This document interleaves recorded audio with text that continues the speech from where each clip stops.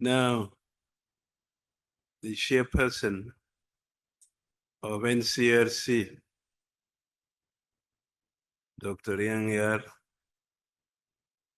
to take the podium. Your Excellency, Victoria Machate Ndrugun, First Vice President of the Republic, His Excellency General Taban Dengai, Vice President of the Republic, all protocols are in order. Your Excellency, first of all, I would like to open my presentation by expressing my gratitude for having been given a slot on this program to say something on the status and framework for delivery of a people-centered permanent constitution of the Republic of South Sudan. Second to this, the theme of the 8th Governors Forum for 2024 is said to be forging sustainable peace, committed action in the extended RRC's transition. If this is the case, as it is rightly so, then I feel justified to make a presentation to this forum on the constitution-making process as envisioned under the provisions of the RRCs 2018 and the Constitution-Making Process Act 2022. Because such a process has a lot to do with the forging of a sustainable peace and peaceful transition to democratic governance by creating a constitutional framework for the post-transitional period to be arrived at through elections on the basis of a new and permanent constitution. Your Excellency, my presentation is divided into 4 parts. The first part, or part 1, is on the commission itself. The second part is on the commission and the constitution-making process. Part 3 is on the commission's progress report.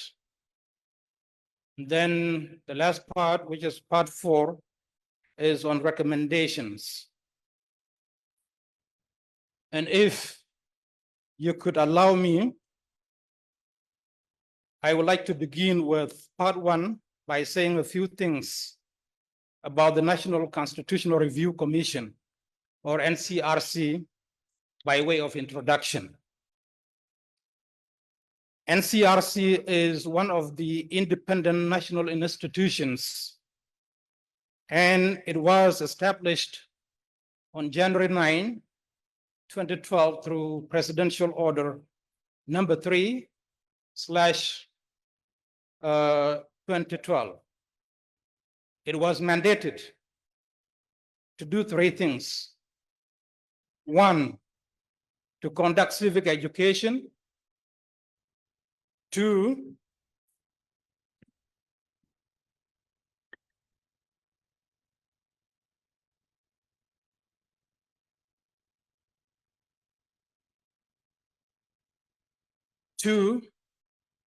to carry out public consultations. And 3, to prepare a draft permanent constitution, the adoption of which would end the transition, or the transitional period that had begun on July 9, 2011. However, the NCRC could not fully discharge its mandate, probably due to war and other hindrances. Therefore, NCRC was reconstituted on the 3rd of November, 2023, in accordance with Section 9, subsection 1 of the Constitution Making Process Act 2022, read together with Article 6.14 of the RRCs. And currently, the Commission is mandated to guide and oversee the constitution-making process by, among other things, 1, facilitating civic education, 2, guaranteeing accessibility of civic education materials to all sectors of the public, 3, conducting public consultations on constitutional issues of relevance in South Sudan, 4, receiving, analyzing, and considering inputs and submissions from the public participation and consultations, which could now be used in the drafting of the first draft constitutional text, and facilitating funding for other constitution-making mechanisms. The other 4, and it is therefore to be mentioned here that NCRC is one of 5 constitution-making mechanisms that are mandated to play various roles in the constitution-making process. The other 4 mechanisms include 1, the Constitutional Drafting Committee, or CDC, which is a technical committee to draft the constitutional text. 2, the Preparatory Subcommittee, or PSC, which is a body charged with convening the National Constitutional Conference. 3, it is the National Constitutional Conference, or NCC, which is a deliberative body to deliberate on the first draft constitutional text, and the NCRC reports on the outcomes of the first stage and validation activities, and produce the second and final text. Then the 4th one is the Constituent Assembly, which is a transformed transitional national legislature for the purpose of deliberating and adopting the final constitutional text into the permanent constitution. Your Excellency, the above is the little bit that I had wanted to say about the Commission, but also touching in passing on the other constitution-making mechanisms. This takes us to part 2 of my presentation, which is on National Constitutional Review Commission and the constitution-making process. First and foremost, the constitution-making process is of utmost importance because it leads to the promulgation of the permanent constitution, which, according to Article 6.4 of the RRCs, shall be in place to guide the elections towards the end of the transition. This provision should be read together with Articles 1.2.5, 1.20.5, and 1.20.6 of the same agreement, which provide for a constitution to be in place before the end of the transitional period, for elections to take place before the end of the transition, and in accordance with the provisions of the permanent constitution. So we need a new constitution for us to be able, thank you, for us to be able to go for elections.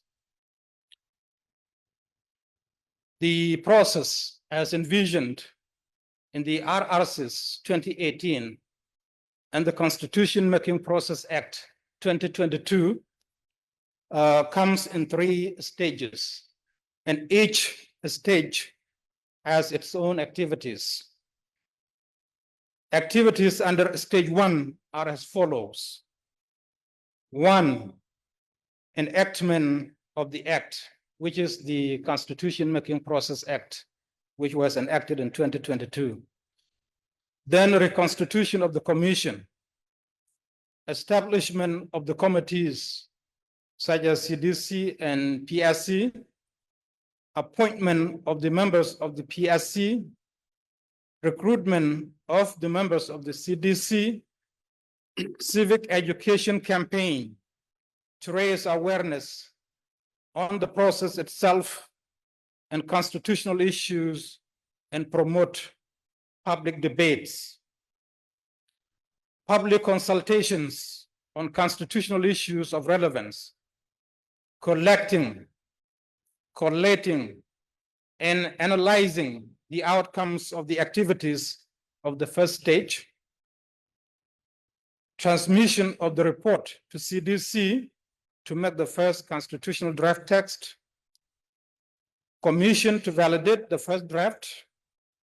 First draft is to be published for the public to scrutinize, such that members of the general public could make informed reactions on particular issues of interest, and the first stage comes to an end. So we can see that the outcome of all the activities of the first stage is the first draft constitutional text. The following are activities under stage 2 of the process. They begin with the PSC convening the National Constitutional Conference. Then Commission presents a report on the outcomes of the first stage activities, which report include the presentation of the first draft constitutional text to the NCC. Second round of civic education and public consultations campaign on the issues of the first, on the basis of the first draft constitutional text, which is actually a validation exercise. Then the commission is to present a second report on the views of the people of South Sudan on the first draft.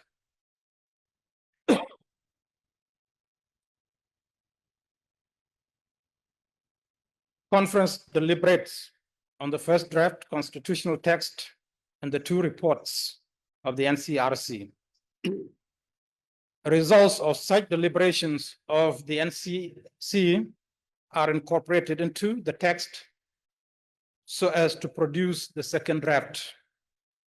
Final deliberations are made on the second draft constitutional text. NCC adopts the second draft constitutional text as final. The adopted constitutional text is published. The adopted constitutional text is submitted to the Minister of Justice and Constitutional Affairs for submission to the CA, which is the Constituent Assembly. The submission to the minister signifies the end of the preparation stage and the beginning of the enactment stage. So here we can see that the outcomes of all the activities of the second stage is the production of the second and final draft constitutional text. And then we move to the third stage. And the third stage is the last of the 3 stages. It is the stage of enactment. Because the first 2 stages are stages of the preparation. So this is the stage of enactment. Then the transitional national legislature is transformed into a constituent assembly for the purpose of the deliberation and adoption of the final constitutional text. the Minister of Justice submits the final constitutional text as a bill to the Constitutional Assembly for deliberation. After the submission, the Constitutional Assembly shall deliberate and adopt the final text into the permanent Constitution of the Republic of South Sudan.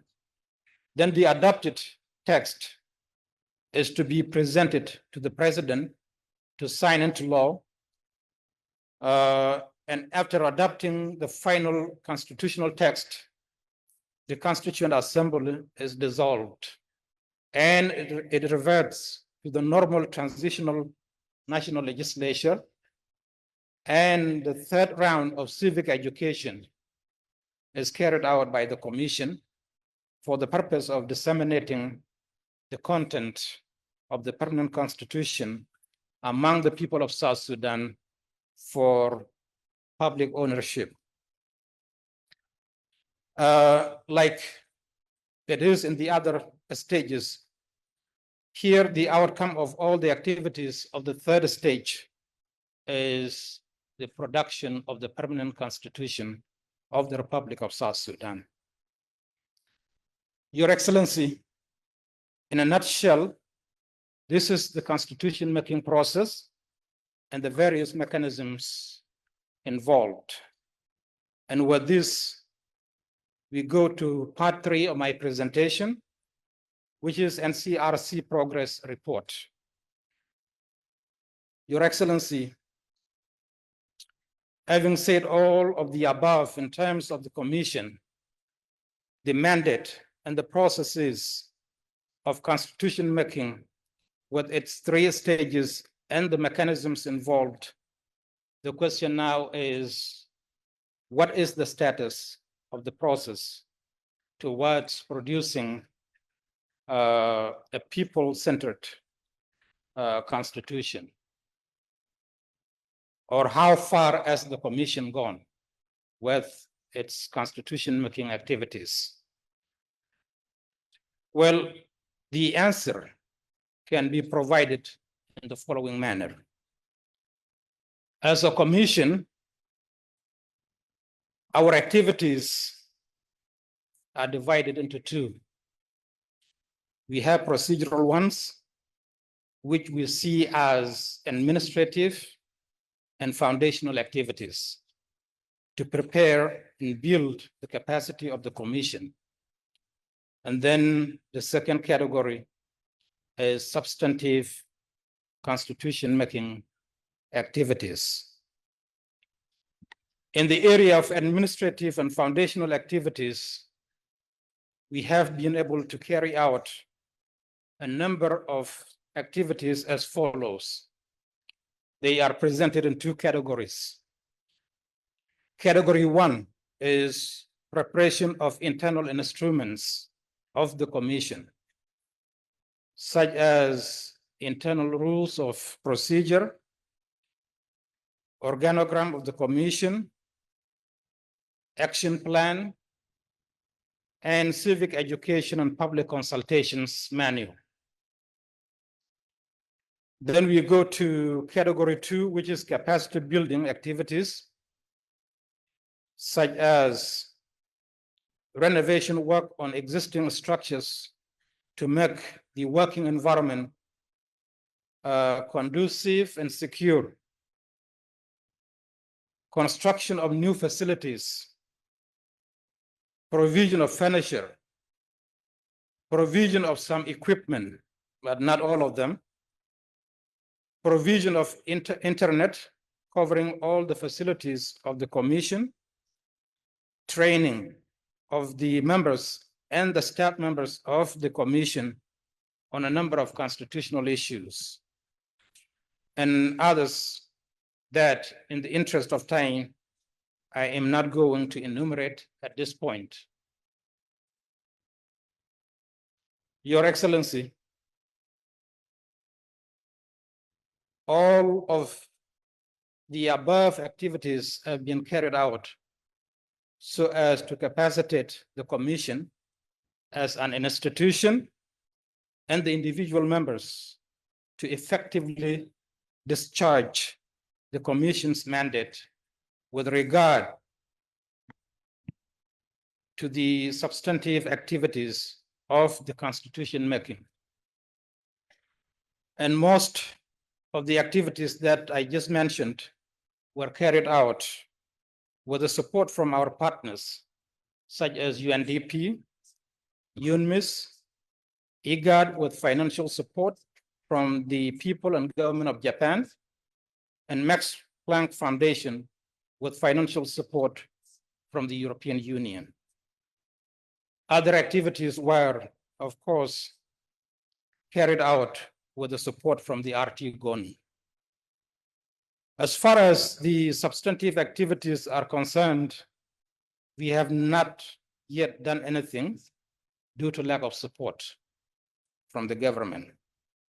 As soon as we are funded, these activities will begin with civic education, because the capacity of the commission has already been built and the members are ready to hit the road when funding becomes available. If availability of resources permits, we plan to do the first launching of civic education and public consultation before the end of this year. It shall be followed at the beginning of the new and coming year by nationwide campaigns that will cover all the 10 states and the 3 administrative areas, plus our population in the diaspora, including refugees in the neighboring countries.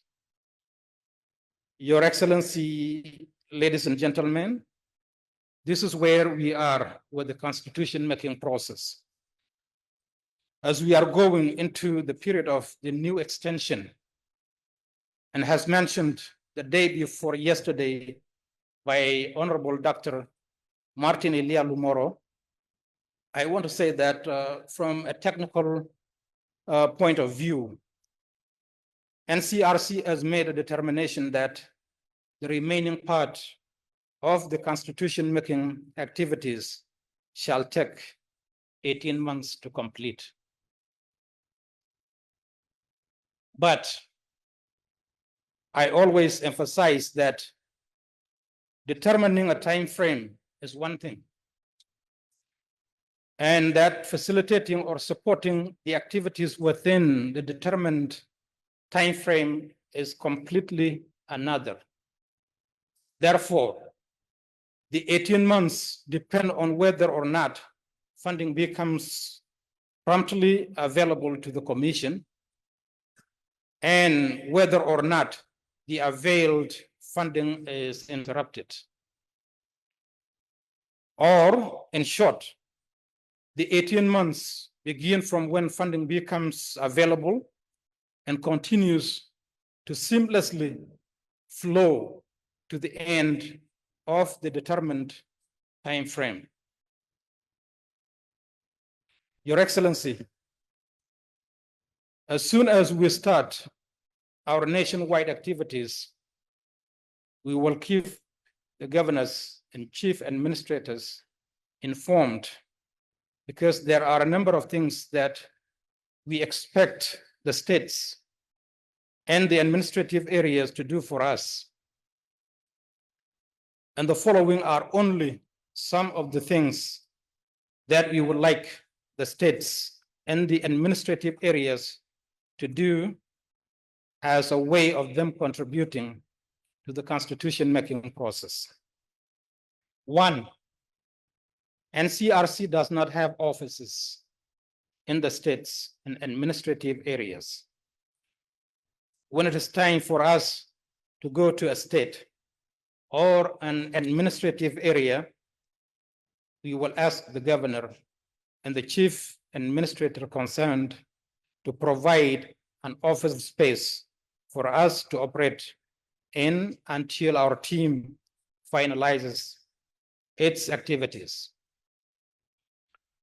2, we will need security to be provided when our team is on a tour within a state or an administrative area. And 3, we will want to request the governors or chief administrators to keep the people in their states or respective states and administrative areas alerted to the constitution-making process activities so that they are prepared to effectively and meaningfully participate in the process. Your Excellency, nationwide civic education and public consultation exercises and the rest of the activities throughout the 3 stages of the process require that a robust funding plan is worked out so that the Commission is able to discharge its mandate such that the process is completed in time before the end of the extended period. It is the only way that we can avoid another extension or elections that take us back to square one, simply because they would not be guided by a new post-transitional constitutional framework. With the current slow budgetary process, it is tempting for one, such as myself, to conclude that we are going in for a slow-paced funding regime for the constitution-making process. If releasing of funds becomes slow, we will be risking wastage of some part of the extended period. And if we waste even a little bit of the extended period, we will not be able to finish the constitution-making process in time for elections to take place by December 2026. At that point, we will be left with only 2 choices to choose from. 1, going for an extension, another extension, or 2, going for an election that will neither be democratic, free, fair, credible, nor peaceful. And neither one of these 2 choices is good for the people of South Sudan, who are yearning for a way out of the current painful situation that they have found themselves in today. Therefore, the third and the cheapest and the wisest choice is for the Artigonu to be serious this time by ensuring that critical tasks of constitution making is expedited by placing the necessary resources at the disposal of the Commission so that this country gets out of what seems to be a perpetual transition that has been with us since 2005. And that choice must be made now and not later. So in summary, Your Excellency, the recommendations are as follows. 1, the last extension activities have shown us that the people of South Sudan cannot be taken for granted. As such, there must be a conscious realization that another extension after the new one is not desirable. Something has to be done. Second to that, the thought of going for elections without a new constitution is not healthy, because such elections would not be democratic, free, fair, credible, nor peaceful. And the people of South Sudan cannot accept anything that takes this country back to war. Therefore, Artigonu must commit itself to implementing all critical tasks of the transition to avoid another extension or a bad election. There must be a serious commitment this time on the part of Artigonu that is demonstrated by ensuring that constitution-making process is expedited by placing necessary resources at the disposal of the Commission. And therefore, RT GONU needs to quickly work out a robust special funding plan that ensures that there are no interruptions to the constitution-making activities so as to allow the Commission to discharge and conclude its mandate in time before the end of the extended transition. Your Excellency, these are some of the few things that I had wanted to present about the NCRC and the process of constitution making to which it is tasked to provide leadership. There is a lot to say, but there is always another time.